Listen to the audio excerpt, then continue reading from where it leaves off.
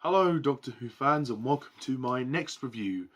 My review of Doctor Who The Crusade, starring William Hartnell as the first Doctor.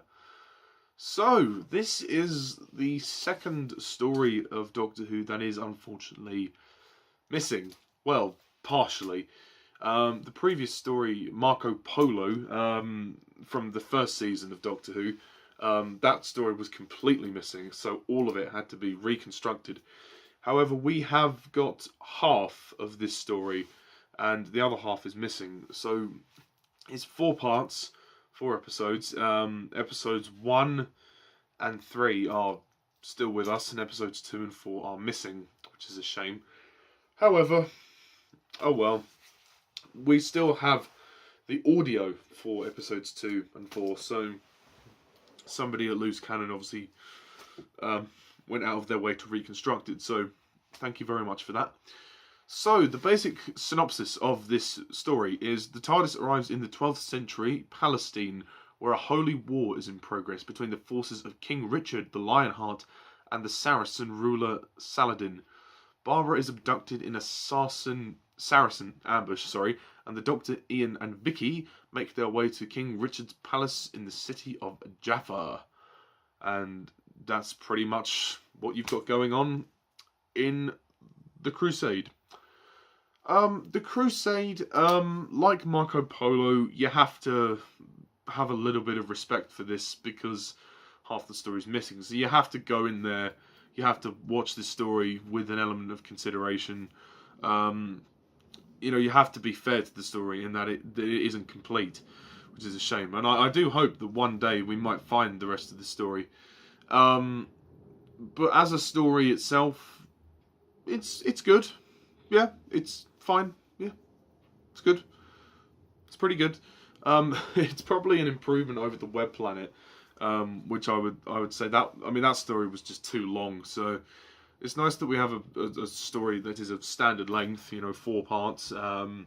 It's a bit more intriguing. I like the historical side of it. I think the look of the story is great. Sort of ancient England and Palestine, you know, that's really interesting. And the whole time, the setting of the episode is a very, very interesting part of history, the Holy War. So that is a very interesting. I think the setting and the premise of the story are very interesting.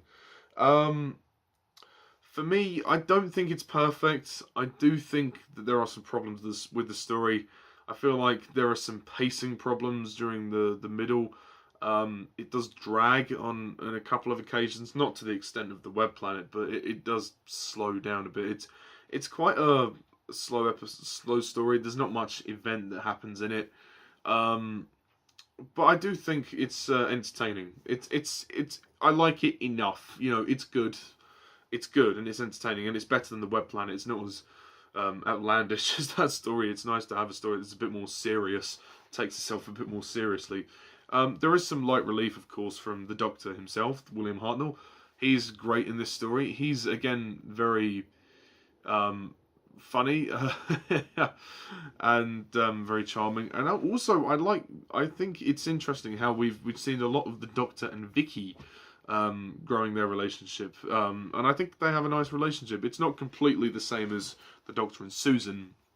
However, Vicky has kind of filled in that role of being like kind of the granddaughter-y figure in his life.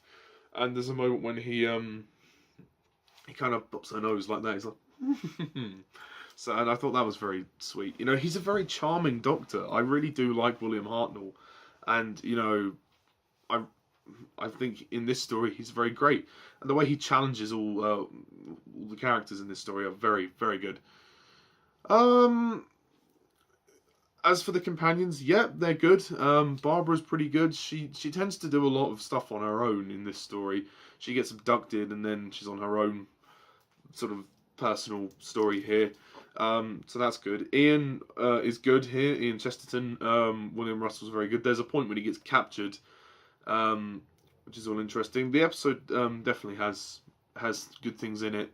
And Vicky, Maureen O'Brien as Vicky is very good. She gets probably the most focus in this. There's a moment when they have to disguise her as a boy to, sneak into the castle and whatnot.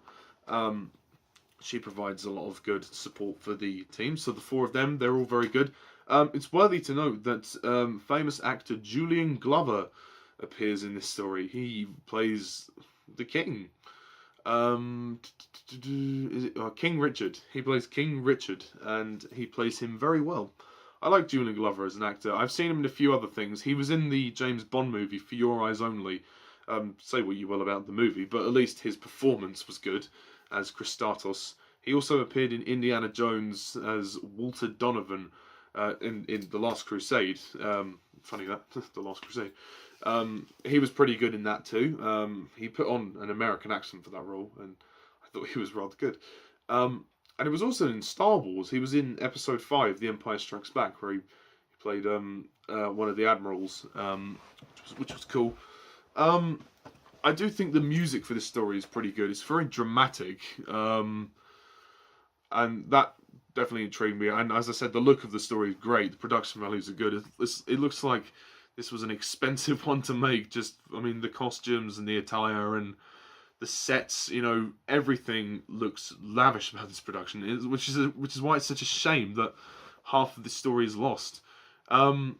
I do have to say the story started out a little bit all over the place. I was like, what the fuck? Like the first part of the story begins and literally just throws you straight into the action. Sometimes that is a good thing. But in this case, I was like, what the hell? What's happening here? I thought that I was watching the wrong part of the story at one point. There was no introduction or anything with the characters, literally just, bam, we're in. Like, whoa, hang on a minute. So, the movie doesn't really have, the story doesn't really have a beginning as such. It feels like it needs to take its time a little bit more in the beginning to introduce itself, to get things going. But, no, they just went straight for it, and it was a bit jarring at first. So that was one thing I would have said.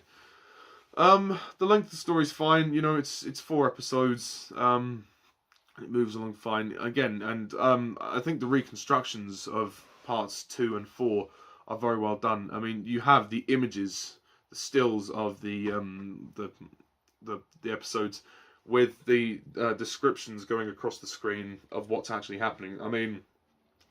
It's not much. It's the best they could do, and I give them full credit for that. I think they did the same thing with Marco Polo as well. Although Marco Polo ran for 7 weeks, 7 episodes, so that was much longer. But yeah, no, I like this story. It was pretty good. I can't say the story was the most compelling thing. I do like some of the side characters. I think Joanna is a good character. The daughter of Harun Ed-Din and his daughter, what's her name? Sophia, that's her name. They're both good characters, and I like their aspect of the story. How, he's trying to get revenge because his wife, and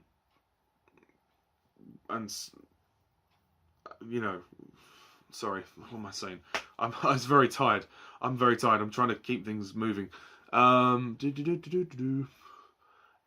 Akir killed his wife and son, and kidnapped his daughters. So there's a bit of an emotional part to that story, and I thought he was very interesting. And then he hands the knife to Barbara in saying, "You kill him. You can kill him.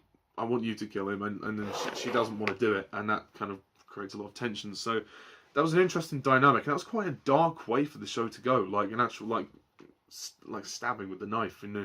The whole idea of murder, literally murder being placed upon Barbara's hands, and I'm sure she would not want that to happen. Yeah, and it's great to see characters like the Sultan. That's all good. I love the scene when Joanna confronts her brother about the marriage, the arranged marriage. She says, "Oh, you can't do this to me. It's not correct. I will go to the Pope, and complain about this." Obviously she says it much more dramatic than I do, but that is a watered down version of what she says, and I thought that was a very good acting exchange from both the actors there. I don't think it's a classic story. I don't think it's amazing, but it's good, and it definitely has a lot going for it. And it's a much more enjoyable watch than the Web Planet. So I'm going to give the Crusade a 7 out of 10.